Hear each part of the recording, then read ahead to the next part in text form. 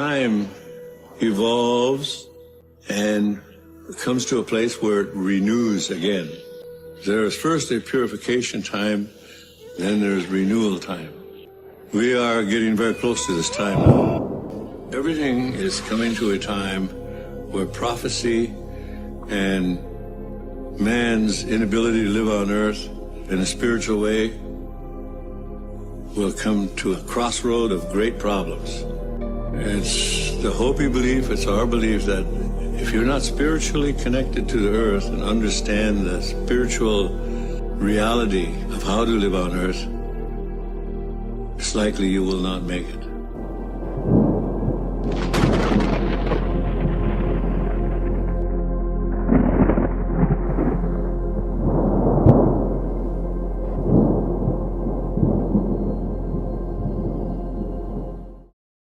The Wes Penrose Papers. A Journey Through the Multiverse. The First Level of Learning. Present and Future Challenges, PFC, Section. PFC Paper Number 5, Present and Future Earth Changes and Their True Causes. 1. Abstract. There is a lot of Earth changes right now, much more than has been the norm in modern history. We have seen an increase in earthquakes, tsunamis, tornadoes, flooding, and strange weather behavior in general, mostly out of the ordinary. Even people who usually don't specifically notice such things are starting to wonder what is going on. When it comes to Earth changes, I have noticed that people could be put in these three categories. 1. Those who just go on with their lives, perhaps notice a few abnormalities happening, but think it's nothing unusual, not caring to look into it. These are the ones in oblivion and denial. This is the majority. 2. Those who notice it, have made some research and are quite alarmed and frightened about it. 3. Those who know many of the causes and reasons, but either have great confidence in that they will make it through, or at least are trying to do something constructive about it. These people are usually the ones who have a greater concept of existence than the average person. Many people have emailed me and asked me what is going to happen in 2012, and if it's going to be the end of the world or not. Some emails are fearful, while others are just inquiring. It's a complicated subject, but I am going to do my best in this paper to explain our main challenges and what may happen around 2012 and beyond. I am going to start with the more alarming challenges and end with the more positive ones. There are a few alien agendas as well which are to be counted in, but I will not bring these up them here, as they are already discussed in my earlier papers. The ones we shall discuss in this paper are more cosmological, astronomical, and astrophysical in nature. When Earth nearly died, around 11,500 years ago, it's always hard for a species to accept that something catastrophic may happen within their own lifetime or the succeeding generation. Logically, we all know that catastrophes and Earth changes have happened numerous times throughout history. No one would deny that. It's quite different if someone says it may happen right here and now. Then, all of a sudden, we have a tendency to get into denial and even try to stop the doomsayer from speaking. We don't want to hear and just go on with our lives. Albeit, if we think about it, and have the understanding that we live many lifetimes at once only separated by linear time, we know that this has happened to us all before. Our immediate response could be fear, which is normal and quite appropriate for a while, but only the knowledge of the above can sort out who has more survival potentials than another. Sometimes physical preparation is not enough, but more of a secondary nature. One has to create a safe environment with energy coming from within. This is often the reason why some people always seem to be lucky, while others in a similar situation are not. It has very little to do with luck but the person's use of energy, wittingly or unwittingly. If we raise our own vibrations and become more aware of our wholeness, which can be summarized as our bio-mind plus information cloud, i.e. body/mind/soul, and have all apparent pieces of the wholeness vibrate together towards a common goal, in consciousness of what they are and work as one, we create a vibration that is free from fear and full of love and light. Not only will this state of consciousness help us individually, but it will also affect others around us. By developing ourselves, become more enlightened day by day, week by week, year by year. We are thus being the ultimate service to others by being examples and bring our vibration of higher consciousness into our environment. A few enlightened beings can save a whole city. Then, of course, one has to be realistic. In some factions of the New Age movement, people think they can literally take a bullet and they believe it won't hurt them. Ultimately, they are correct, but the odds are not that great. So, common sense and a big portion of energy work will be most helpful. This is very important to keep in mind when we face what is coming. The part that may not happen in our lifetime is still our responsibility, because it will happen to our children and grandchildren. Hence, it's our responsibility to remind them of who they are, that they are spirits in a bio-mind, and that they create their reality beginning with their thoughts and emotions. The earlier we do this in a person's life, the better. The reason for this is that the little kids are much more receptive than teenagers and adults due to that they have not yet been indoctrinated with false ideas from society and have their existence as pure spirit fresher in mind. It is known from studies that young children can easily perceive multidimensionality when taught to them. This is because it's natural for them. Catastrophes and disasters have been very common in Earth's history, some of them very devastating, like the extinction of the dinosaurs and the deluge. The latter, being much later in history, circa 9500 BC according to Sitchin, wiped out most life forms on Earth. The most essential geophysical effects experienced by Earth were 1. A massive rupturing of the crust, 2. A realignment of Earth axial configuration, 3. Elevation of new mountains, 4. A widespread realignment of sea and land. Much of our planet's animal and plant life was annihilated, and 5. These changes were accompanied by a gigantic flood. Interesting is that the deluge, just like Sitchin suggests in his Earth Chronicle series, happened 11,500 years ago, which coincides with when Nibiru entered the solar system, 3 cycles ago. But not only Sitchin is suggesting that a planetary body was the cause of the flood. D.S. Allen and J.B. Dallaire, 2 established researchers, who wrote When the Earth Nearly Died, Compelling Evidence of a World Cataclysm 11,500 Years Ago, Gateway Books, 1995, 386 pp, came to a very similar conclusion, however without even mentioning Sitchin's previous extensive work on the subject.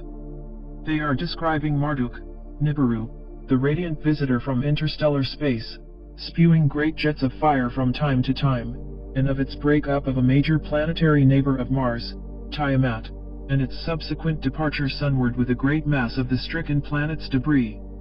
There is compelling evidence that the flood was a direct consequence of Nibiru's crossing at that time.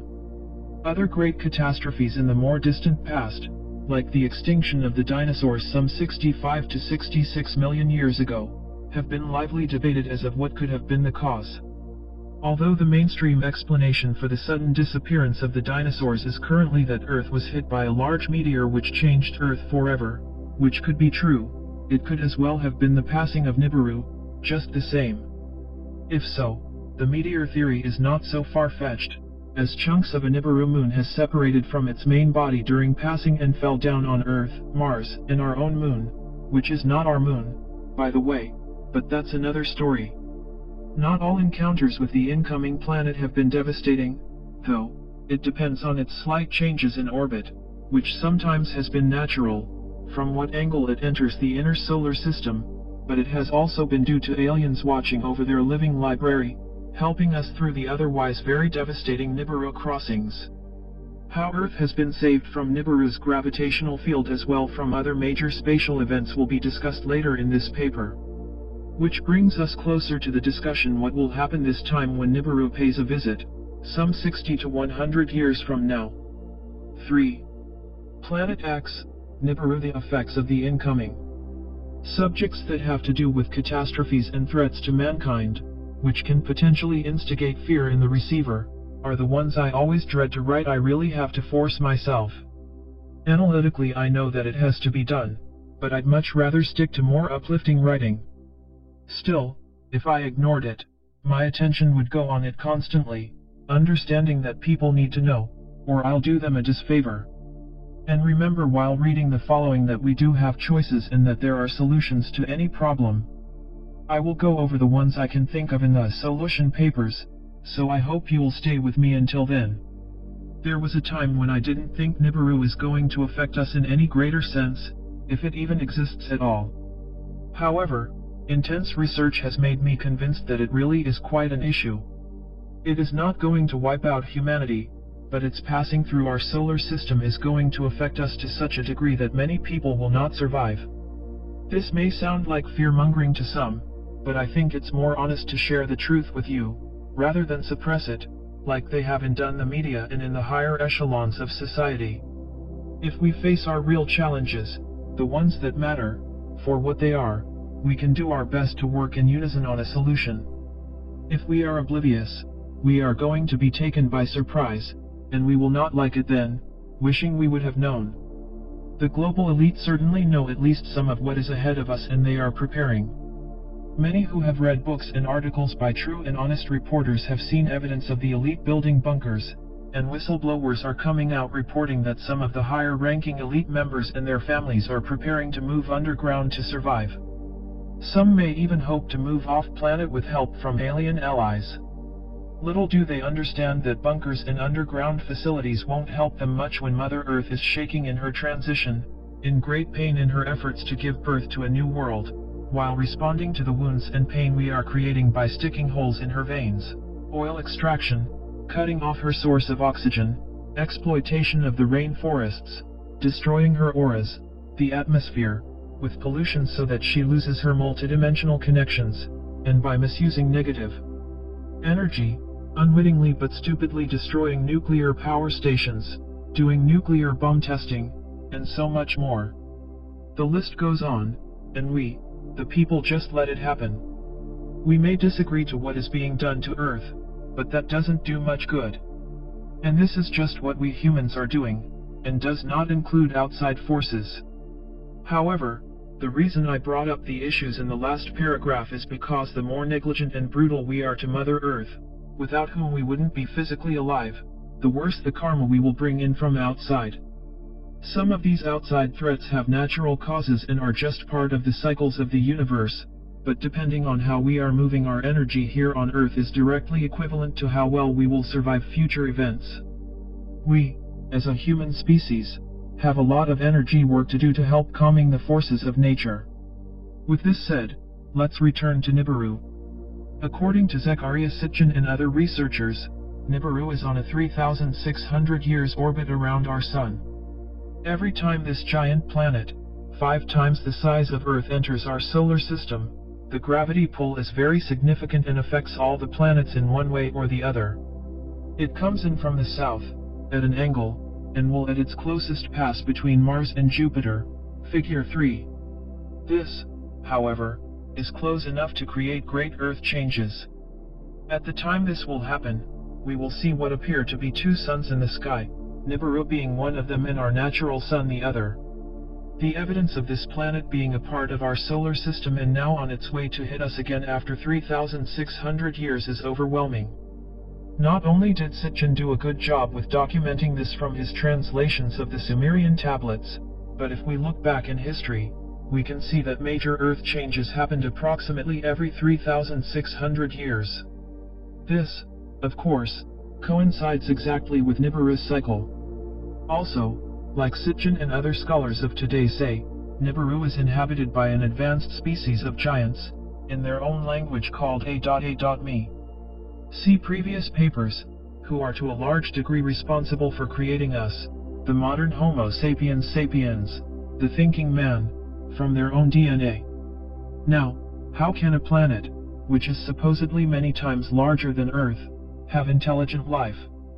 That goes against everything we have learned in school. Until recently, one of the things Sitchin was criticized for was just that, how an advanced race could have developed on such a huge planet, which upon everything else spent most of its existence out in deep space, far away from any heated star?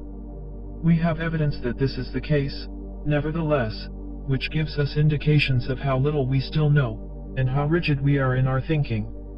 Cosmologists and astrophysicists have, until recently, stubbornly compared everything we don't know anything about with what we know. If we can't wrap our heads around it, it's not true. The thinking amongst scientists has been that if Earth is a perfect life-bearing planet, we need to look for other planets that are very similar to our own.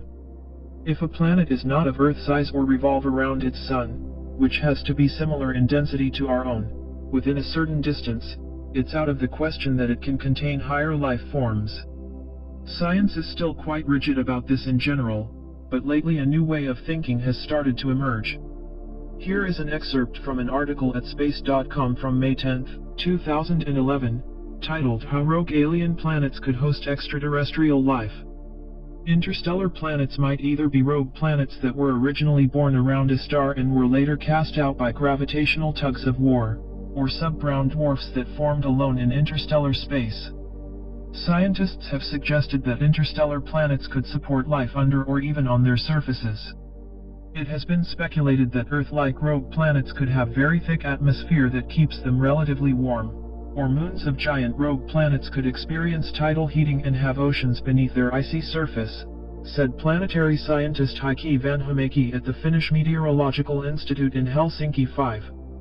This is precisely the situation with Nibiru. When Sirius C turned nova, the A.A.Me survived by moving underground, living off the energy which was still emitting from Nibiru's core. Later on, when Alelu, allegedly the first of their kind who visited Earth around 500,000 years ago and found gold in huge quantities on our planet, could they start mining for it and use it as a conductor for their atmosphere so that life could be supported and sustained on Nibiru's surface as well? Soon enough the inhabitants could re-establish themselves on the only giant continent existing on the Red Planet. These beings, who later became known as the Anunnaki, continued their mining for gold here on Earth and elsewhere in the solar system, and even in other star systems in the galaxy, as they were, and are, very capable of space travel. So, is the incoming planet going to affect us big time now in 2012? Not really. In that sense it is not part of the 2012 prophecies. Nibiru is not coming to its closest point to Earth until 60 to 100 years from now, but we are already feeling the effect from its gravity pull. This is partly why the abnormal Earth changes are taking place right now. Still, this is just a mild beginning of a natural cycle that humankind has been subjected to many, many times in the past and survived, albeit reduced in numbers. Not all Earth changes can be blamed on Nibiru, however. We are also aligning with the galactic center, with the perfect alignment happening by the end of 2012, something we will talk more about in a while. Some of them are also due to not-so-natural causes, like HAARP, High-Frequency Active Auroral Research Program, 6 and other similar weather modification programs run by our own government to create earthquakes, tsunamis, and extreme weather changes in general for their own service-to-self purposes. HAARP, which main facilities are based in Alaska, was for long a secret government program, but after a while, the evidence that this program is really up and running became so obvious that the government is no longer denying it. Of course, in line with their standard operating procedure, they just ignore people's protests. The government has learned since long that protests are like empty barks in the wind. 3.1. A detailed description of what Nibiru looks like. Dr. A.R. Borden of LPGC gives a detailed description of Nibiru in his essay, The Link, Chapter 8, which I am directly going to quote here. A.A.Me is reportedly a rocky, watery planet some 4.8 times the size of Earth. It is also reportedly a much older planet than Earth, approximately 6.8 billion years old. Its solid core density is said to be 4.2 times that of Earth, with a considerably larger electromagnetic charge. Its crust, converted into miles, runs an average of 427 miles, within a spectrum of 149 at its minimum and 820 at its maximum. The magmatic core makes the planet to be still volcanically active, with some 200 volcanoes said to be harvested on the surface for heat, carbon dioxide, trace gases, and oxygen. The planetary orbit of A.A.Me I render here is based on a privately calculated ephemeris, the position of the planet every decade since its initial identification in the early 1980s. He also includes a more detailed image of Nibiru's orbit and its passing through the solar system, which we shall discuss. Here we can see that Nibiru is coming in at a retrograde angle, not showing the 11 satellites accompanying it. These satellites, according to researcher James McKenney, MS, in his breathtaking, but very well-researched book, Surviving Planet X Passage, a supplement to the text Planet X Comets and Earth Changes, will behave just like comets, they too being rocky objects with a lot of frozen water, contrary to the actual planet, which has internal heat sources and therefore has liquid water. Nibiru itself will look and behave like a huge comet, followed by a trail, which is due to loss of water mass because of electromagnetic interaction and other reasons. Nibiru's effects on Earth and the other planets in the solar system. Now that we have a grasp of how Nibiru will behave and look like, let's talk about what the direct effects will be on our planet and the solar system this time around. Dr. Borden is referring to McKenney as a bona fide source in this matter, and perhaps the only one who has described this in detail, in the above-mentioned book, and others in a series. I would highly recommend that you get it. I believe it's available for a symbolic $5. The reader should be aware that the book is written in an intention to shock, which is the author's way of saying, if it's not shocking, people will ignore it. I haven't been able to find any other sources, either, that are more to the point than McKenney. So let's see what he has to say about what most probably will happen. Electrical interaction as weather effects. Very unstable weather patterns will be the result. Results on Earth, water. Violent storms, with excessive lightning, wind, and water, with much of the water coming in from outer space. This will last for days, even weeks at the time. These will start occurring months, even years, before its passing. Secondary effects will be that the infrastructure will be destroyed to such a degree that we will not be able to repair the damage. Result on Earth, wind. Cyclones coming in groups will destroy whole towns, so those with houses will be left with only debris. Rains will be intense and last for a long time, creating mudslides, weakening the roadbeds. Rivers will flood, and people will be isolated, surrounded by rising water levels. Jet streams will also become erratic, with the consequence that one day will be extremely hot, while on the next day it may snow even in the tropics. Effects on life on Earth. Animals will die of starvation, and the water, which will be everywhere in abundance, will be undrinkable. Those who haven't made it to very high ground at this point will find it harder and harder to be able to do so, until they are unable to move. Chemicals other than water. Chemicals other than water such as ammonia, hydrocarbons, and other complex oils may start to influx from outer space as Earth becomes more electrically active and reacts to the increase in solar electrical activity caused by the approach of the large comet and its nucleus, Planet X. If the comet's orbital path brings it so that Earth passes through its tail, the interactions will increase and we would see severe flooding and immense hurricanes with associated tornadoes and cyclones on both land and sea. The influx of hundreds of other chemicals would also occur. Interplanetary electromagnetic interactions. Streaming of large, electrical discharges between planets and their moons, as between the planets themselves, will be clearly noticeable from Earth.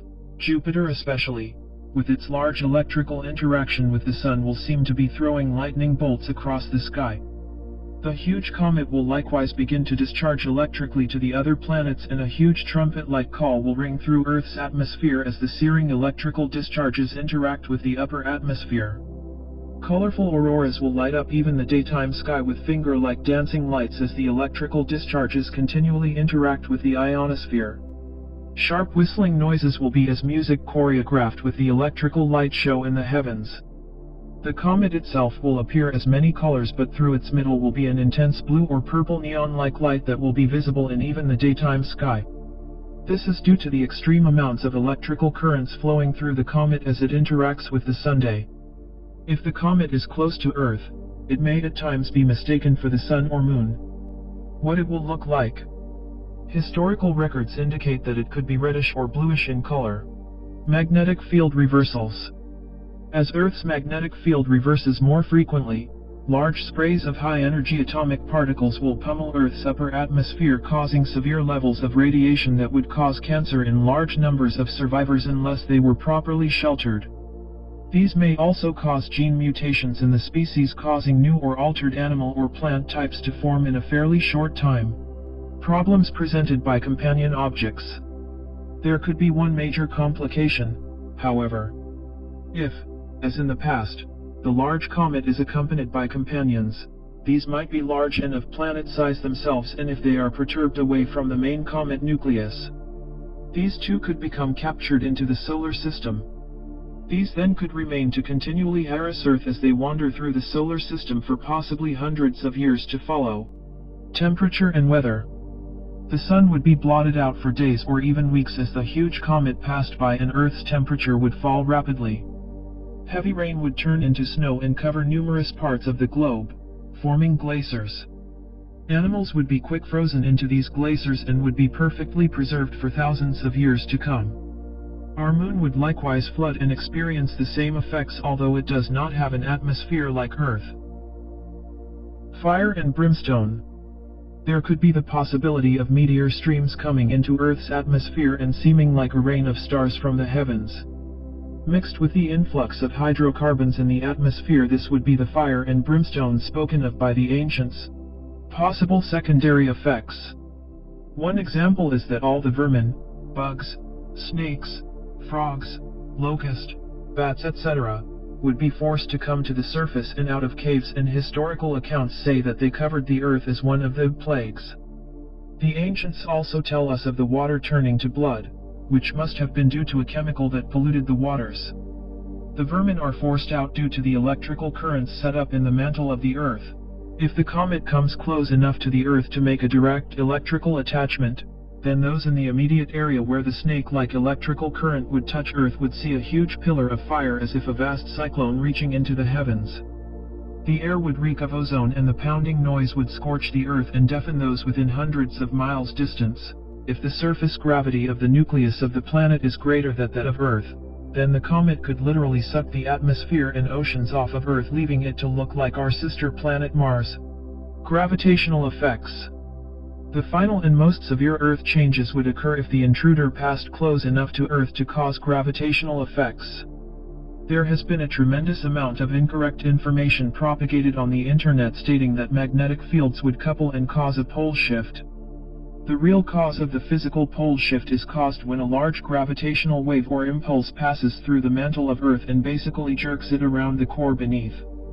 The physical pole shift, as opposed to a magnetic pole shift, is where the north rotational pole of Earth is shifted southward and a previous southern area becomes the new north rotational pole. The south rotational pole is likewise shifted.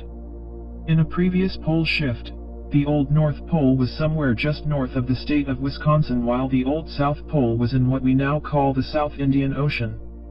The shift moved the tropical area of Siberia northwards in a matter of hours, flash freezing entire herds of tropical mastodons and woolly mammoths in their tracks while they were still standing on all 4 feet. Today we are discovering them thousands of years later with the meat as fresh as the day it froze. Tropical plants including delicate flowers were found undigested in the throats of these animals.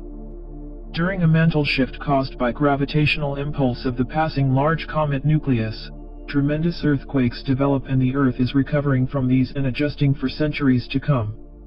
Volcanoes will become active, and new fissures in the Earth's surface will bring forth new volcanoes where none existed previously. There is a second type of gravitational wave pole shift I call the precession pole shift. It is induced as Earth's spinning core processes in the gravitational field of a nearby passing large comet nucleus and is illustrated later in the text. The Earth's mantle rides over the core in a separate type of pole shift, and may move in a totally different direction. What is very clear from the above quotes is the resemblance with biblical and other prophecy. I would sincerely suggest that much of the biblical predictions, spelled out in the book of Revelation and the book of Daniel, have everything to do with the incoming Nibiru and its inhabitants. And it's all backed up by both known history, hidden, but now revealed, history, and myth. In my mind it makes it quite solid evidence. If we also take time and listen to our channeled friends from Cosmos, whom so patiently are working on putting the records straight after all the lies we've been subjected to, they are telling us the same thing. The reader may argue that McKenney had already made up his mind and therefore could use his own imagination to make it look like prophecy when describing the passing of this big planetary body, but if so, I again would advise the reader to get hold of the book and read it. The author is making very solid points and his arguments are very well researched. I would love to say that it's all fiction, but then I would mislead the reader. Again, McKenney's book is written with an intention to shock, by not holding back on facts, no matter how devastating they may sound. The reason for doing so is because he knows that most people need high voltage to be able to wake up from their daily busy lives and dramas. If you want to impinge, you'd better do it with all your might. In this case, I agree. After being asleep for so long, we need a high-power jolt to focus our distracted and scattered attention units. Furthermore, he is of the opinion that only an uninformed society would succumb. If we know what is ahead of us, as a mass consciousness, there are no limits to what we can do. People in the worst situations are often the most inventive. This has been proven over and over again. Those who thought they would be powerless in a life and death situation suddenly find themselves unusually proactive. Survival is a very strong instinct. In the book, James McKenney is quite to the point describing what we need to do to prepare. The preparation will require not only preparing stores of goods to weather the situation, but it will require people to be settled in their new surroundings with a complete lifestyle change that has no dependencies on standard utilities or infrastructure of society. Those that make the break early will have the greatest chance of survival. Those that wait to the last minute will be left unable to cope with all that will have to be done. The stress levels will be severe in the worst case scenario, so being in the new surroundings and already adjusted will be of utmost importance. This is good advice, and the sooner we prepare, the better.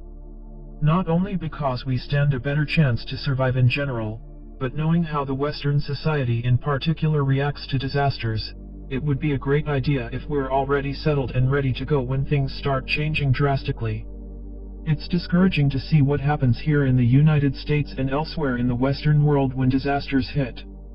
I am thinking about Hurricane Katrina as a typical example. People grouped together in families and close fiends, when possible, and protected their territory. Looting was way too common and couldn't be kept under control. Of course, I can understand when people are starving that they need to grab what they can, but only because we are not helping each other across the domains of families and friends. People often comment on the articles I've posted, and in this case, the majority of the people thought that guns should be number one on the list what to get under these circumstances in order to be able to protect themselves, family, and property. This is very sad, in my opinion. It only shows how service to self and separated we are from each other. If a stranger passes by, we have a tendency to think of them as a potential looter, thief, rapist, or murderer, rather than a hungry soul wanting something to eat, and in such circumstance we could share what we have with this starving wanderer. So, instead we threaten the person at gunpoint and shoot if they are doing anything suspicious. Then compare this with what happened in Japan when the tsunami hit just recently, and the nuclear reactors started leaking. There was no looting reported whatsoever. Instead, people all over the catastrophe area helped each other out to the absolute best of their abilities and contributed with whatever skill they had to save as many people as possible. People were less concerned about starving than we would here in the West under the same circumstances. In Japan, people knew that if someone had something they needed, they would share. They actually even put out signs outside their houses, "We have water." Here is polarity, service to self versus service to others. If a worldwide catastrophe would hit today, who do you think would have the best survival potentials? The Japanese or the Americans? We have a lot, and I mean a lot, to learn from what happened in the aftermath of the Japan tsunami. Unfortunately, people in the Western societies have developed a culture very similar to that of the legendary Atlantis, which went from a highly spiritually evolved empire to a very service-to-self society. This was the main reason why so many from that culture was swept away in the flood, 11,500 years ago. Barbara Marcinak's Pleiadians have suggested for a very long time that we get away from machine technology as much as possible and start returning to nature. They even go as far as to say that Earth will eventually split into two worlds, one machine world, where people walk around like zombies, totally relying on technology to get through the day, and one world where people get together in communities and help each other out, living with nature and can thus evolve, in our bodies, together with Earth, the five elements, the ether being the fifth. Entities like the Pleiadians, whom are channeled through a human vehicle/bio-mind, have an ability to read a person's energy field and also that of the planet itself. They cannot totally predict the future, because we are making choices and change our minds constantly, but they can read the trend. And what I mentioned above is the trend, and I can see it. Personally, I know there will be a time, after I am finished with what I need to do, when I, too, will return to nature, just like I did years ago, until I decided to return to society because I knew I was ready to do what I came here to do. These papers are part of it. My suggestion is that we prove the Pleiadians wrong and work on creating one world, free from intrusive and controlling technology, which make us passive and non-responsive to outside events. Let's show them that we, as humanity, can do better than that and join together as one, similar to the movie Avatar, when the blue beings joined together with combined energies and intentions to make changes happen. We are capable of doing the same thing, and much, much more. We just have to grant ourselves that power and educate ourselves as to understand who we really are and what our combined purpose here on Earth is. Let's not sink deeper into oblivion. In his own blunt, but highly accurate way, McKenney is also elaborating on the resistance to having people prepare themselves. He says the following: the economic structures do not want to see people moving in this direction, since a good deal of money is made by having people locked into dependency on the utilities and infrastructures of modern society. But before, during and after a passage, there will not be any use for any of these, as they will be rendered useless as the time of passage approaches.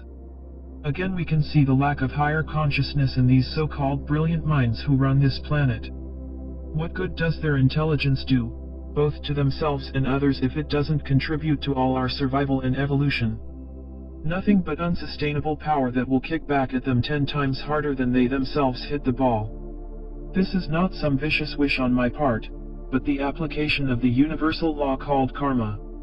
Still, on a higher level of consciousness, we need to remember that we are here as part of a larger learning process, and there is no good or bad karma, only karma. It's there as a catalyst so we can learn from mistakes. We learn that there are consequences. Karma can be instant but also drawn out in linear time so that it hits back on future and past incarnations of self. From a higher perspective, where time as we know it here doesn't exist and everything happens instantaneously, learning lessons over the lines of time are stored in our information cloud, and more, to be used as a springboard towards more experiences. Although it looks like a person can get away with murder, he's really not. The longer it takes for karma to play out on a person, the more in denial he or she is, and the more forcefully it will hit. If we're evolved enough, we will heal both our past and future incarnation equally and help us gain spiritual power and understanding. Our lack of willingness to reach more enlightenment will also do the opposite. It will sicken instead of healing. Ultimately, nothing is better than the other, just different choices of experience. On page 27 in his book, McKenney is revealing that the choice of keeping the public ignorant about what is ahead was done long ago by the governments of the world to avoid panic.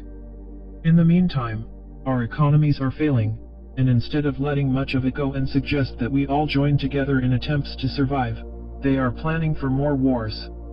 And the ignorant citizens are over and again falling into the trap, unwittingly sacrificing their lives for nothing. It's childish to think that going down in a bunker or hide in underground facilities would provide a better shelter for elite members than would some people left on the surface. Yes, there will certainly be mass deaths, and because it seems like this time over, Nibiru will come closer to Earth than it did the last few passages, at least since the deluge. However, those who have a higher potential to survive are not those who hide under the surface, but those who migrate to high land, up the mountains. However, as McKenney puts it, a gravitational wave is sufficient to move waves of land and rock at speeds in excess of 1,000 miles per hour across the land. It can take deposited sandstone layers from the depths of the ocean and cast them 15,000 feet upwards as new mountain ranges form. Entire continents are altered and the northern polar caps move and begin to melt as new ones form at the new locations of the north and south rotational poles. This, of course, will affect current mountain ranges as well as the lowlands, but if we look at all the consequences of the incoming and add them together, we'll see that the mountains are probably the safest, especially when the rivers and oceans start to swallow land. But, and there is always a but, in case of severe earthquakes, the mountains may not be that safe either. You would need a Facebook account to see the following video, and if you do, you will find it very interesting. It clearly shows how NASA is deleting images so that the public will not discover that a huge planetary body is on its way to our solar system. I know this sounds hopeless, but hang in there, because there are solutions and I will come to them in a while. Present and Future Challenges, PFC, Section. PFC Paper Number 5, Present and Future Earth Changes and Their True Causes Part 2. 4. Monoliths in Space. Was Arthur C. Clarke right? All science fiction fans are familiar with the late author, Arthur C. Clarke, 1917 to 2008. This man, with no doubt, was an insider who knew much more about what's going on between heaven and earth than he was letting us know. This shouldn't come as a surprise anymore, because as I have mentioned before, fantasy and science fiction writers who are being published by the big publishers are insiders who know what is going on a level which the average people don't. They are initiated in secret societies, sometimes disguised as science fiction clubs or whatnot, where they learn what they need to know to be able to write about it in fiction form. Jules Verne and H.G. Wells are just two perfect examples of this. Why is this so? Because the powers that be, PTB, want to prepare the world for upcoming events, staged or real, to avoid mass panic, and in some instances, to do the opposite to bring about mass panic. In a latter scenario, the PTB would instigate a catastrophe, or perhaps an alien invasion, creating mass panic, problem. Then people would scream for help and ask the government to solve the problem, reaction. The government would then present a solution that serves them and not the people, solution. So the PTB present a solution to a problem they themselves instigated. This formula, called problem-reaction-solution, is as old as the Anunnaki and probably older. It's been used by the controllers of the world since the beginning of time. All of us remember the masterpiece 2001: A Space Odyssey, the movie made by Stanley Kubrick in 1968. It was based on a novel with the same name, written by Arthur C. Clarke. The movie, which follows the novel quite closely, Clarke and Kubrick worked together on both projects, starts out with an alien race coming down to Earth, ancient Africa, in spaceships, 4 million years ago, placing a huge, black monolith on Earth to the astonishment of early cavemen. This monolith speeds up the intelligence and evolution of these early cavemen as shown in the movie when the cavemen all of a sudden started using tools. Then the movie makes a leap into the future, 1999, where an identical monolith as the one found by the ape men is found, deliberately buried on the moon in an inconceivably distant past. 1.5 years later, a space expedition is heading for Jupiter, where they find a third monolith in orbit around the largest planet in the solar system. When approaching it, the pod is drawn into a tunnel and moves with incredible speed through space and time to land in what could possibly be described as another dimension, where the main characters' past, present and future exist simultaneously. This is the extremely condensed storyline, but it's a very interesting one, because the basic of it is true. When the book and film came out in 1968, it was presented as pure sci-fi, of course, but in all science fiction that makes the bookstores or Hollywood has truth in it. I mentioned above how successful writers often have access to occult knowledge, and of course, Stanley Kubrick, as a filmmaker, was not exactly ignorant in this respect. It certainly looks as if the two were trying to prepare us for future events. Clark, however, was the one with the deepest knowledge, I'm sure. In fact, the 2001 novel is based on earlier work by the same author, released already back in 1948 and 1953.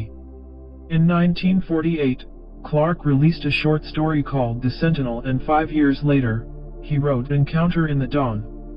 These two short stories then became the base for creating the bigger epos, consisting of 4 sequential novels by Clark: 2001 A Space Odyssey, 1968, 2010 Odyssey 2, 1982, 2061 Odyssey 3, 1987, and 3001 The Final Odyssey, 1997.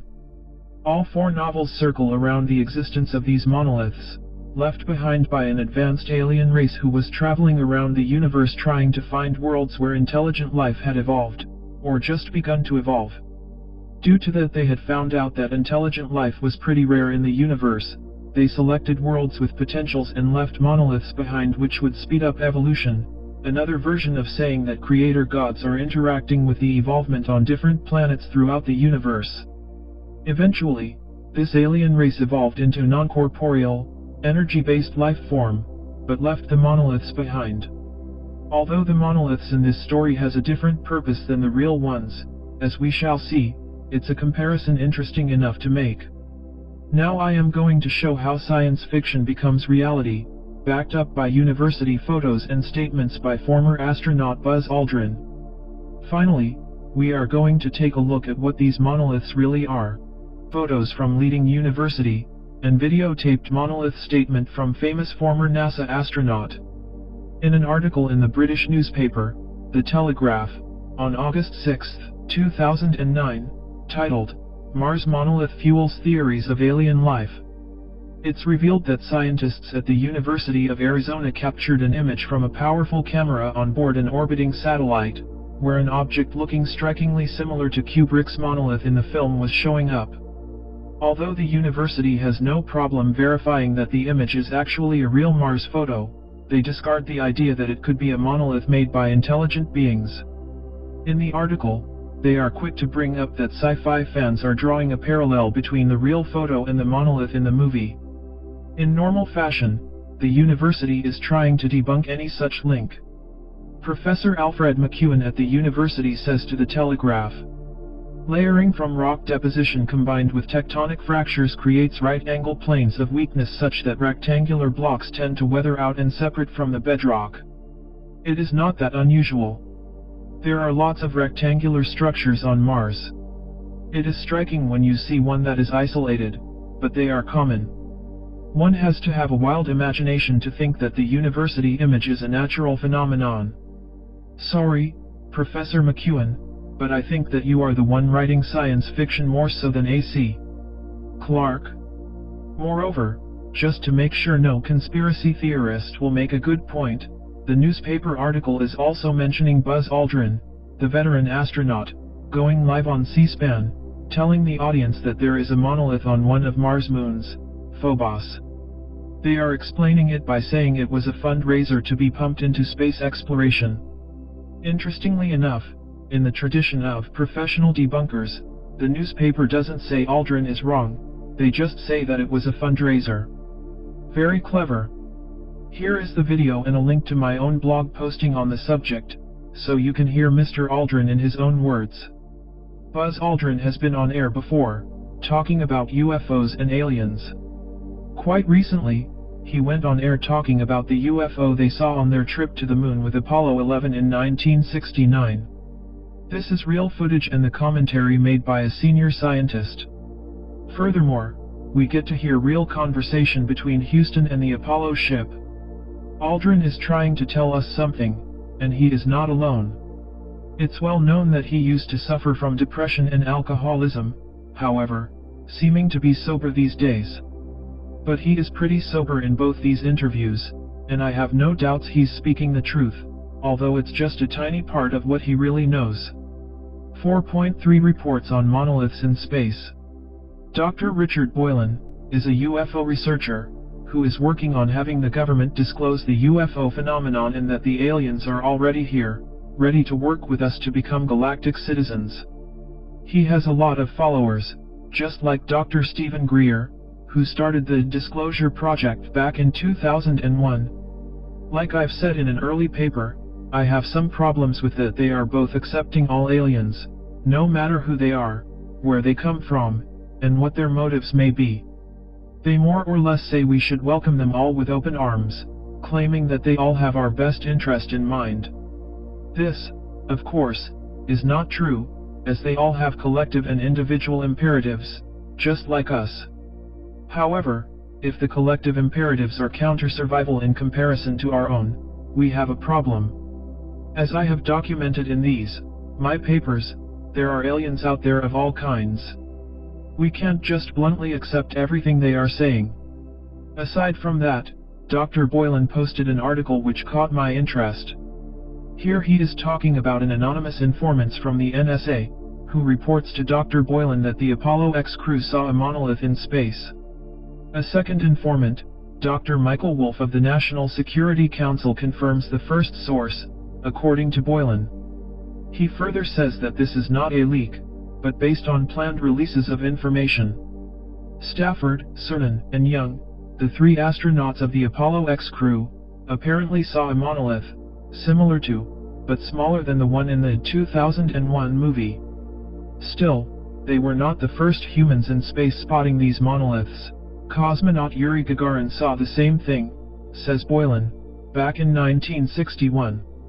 The same year, astronaut Alan Shepard saw the exact same thing as well when he was sent up, shortly after Gagarin.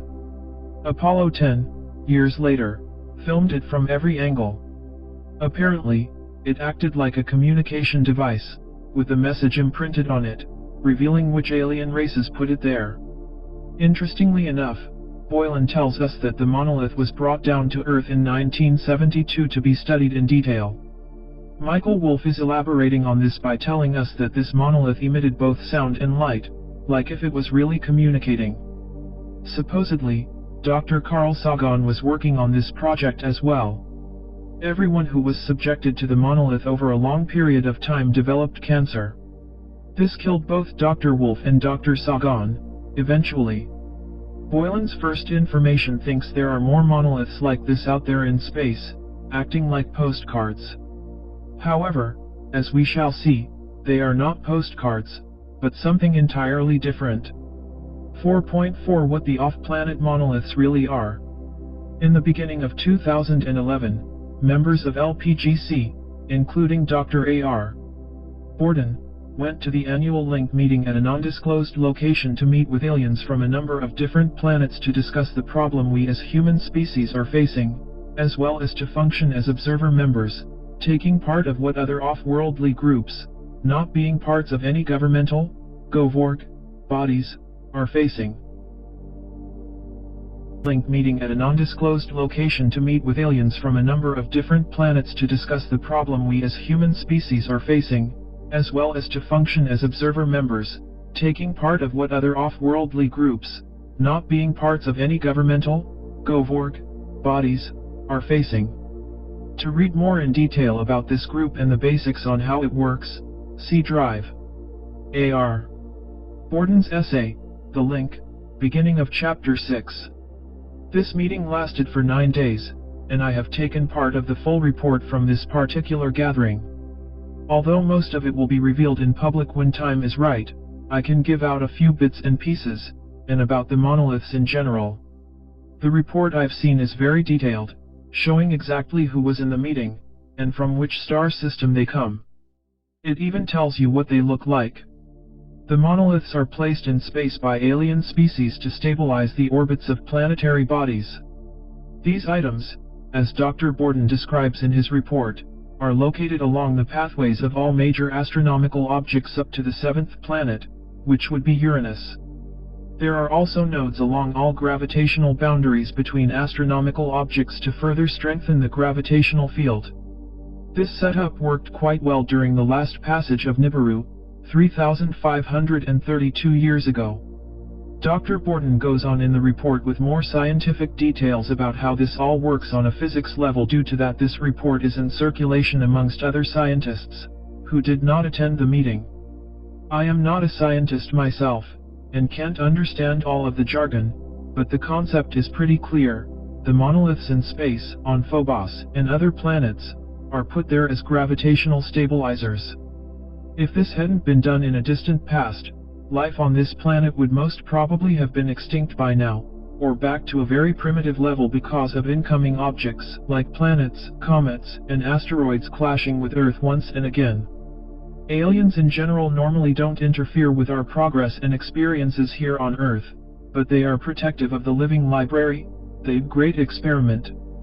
Therefore, it's important to them that we don't get extinct due to processes we have no or little control over. Also, it's to protect Nibiru and its satellites during the crossing. LPGC and certain alien races are currently working on solving the problem with the next passage of Nibiru to try and make it as smooth as it's possible. This time around, like I said earlier, is a tough one, and not easy even for the more advanced alien races to deal with. Nibiru is sometimes called the Destroyer, and this time it looks like it certainly deserves its nickname. The year 2012 and the wave of the supernova. The last big challenge we have is closer in time and has everything to do with 2012 and the Mayan calendar. It appears that we are facing the end times, the end of the world as we know it. We are talking about November-December 2012. It will not be the end, like in the destruction of mankind and planet Earth, but it seems like we are facing the death of an old world and the rebirth of a new. In the link meeting with the plenum, all alien members and observers, another most important issue was brought up. Dr. Borden, in his report, named this section, Episodic Presence of the Itinerant Gravitational Wave Front Passing Through the Solar System in Approximately 22 Months. 22 months, counting from January 2011 will be around November-December of 2012.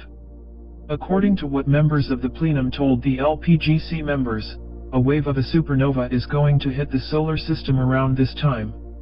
This is something they have discovered, but it is not clear yet which star it's related to, or how many light years away.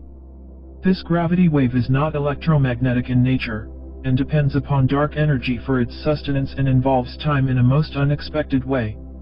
This, again, is quite scientific and requires an understanding of how space/time and time/space works, matter and antimatter. Excluding most of the scientific language here in this paper, a summary of the report would be that the wave front in itself will perhaps not affect us to any major extent, but the aftermath might. The report says that we, at a minimum, would feel like we are reliving moments before the passage as though it never happened before, but we would experience them as a déjà vu. At maximum, and I quote, the passage may literally induce a sufficiently severe wake such that our medium is momentarily cloaked, as in gone off phase, from the rest of our local solar system space/time ratio. Internally, this would be much like the day of the Lord wherein/when in time stops completely, such that the Earth/solar system would seem to go through a tunnel and come out at the other end, hopefully on the same timeline as when it entered the wake. Apparently, this kind of phenomenon, according to more advanced civilization 3 members, is not too uncommon, which makes sense, if all supernovae send out a wave front in all directions. With only space, and no significant objects to stop its progress, it may only gradually lose its intensity, if at all. If this is true, and only my own speculations, many other solar systems will be, and have been already affected as well. So in this case, just like with the passing of Nibiru, it's uncertain exactly what will happen, but it's interesting to compare this information with both the RA material, Royal/Priest in their Prism of Lyra, and the teachings of Barbara Marciniak's Pleiadians. The RA material talk about the harvest, where certain members of humanity who have reached a specific vibration will be harvested into the 4th density together with Earth, while those who have not reached that point in their evolvement will reincarnate on another 3rd density planet and work themselves through another cycle, until it's time for a new harvest. Reading the material with the supernova in mind should be quite interesting. The Pleiadians are even more so. In their lecture, Moon Musings number 55, September 11, 2010, CD number 2, they are talking about the wave of the supernova, in quite an encoded, many-faceted language, referring to the same time period as Dr. Borden and his ET friends describe. The Pleiadians refer to it as a part of the enlightening wave coming in and hitting us both from the Sun and the galactic center at the end of the nanosecond, 1987 to 2012.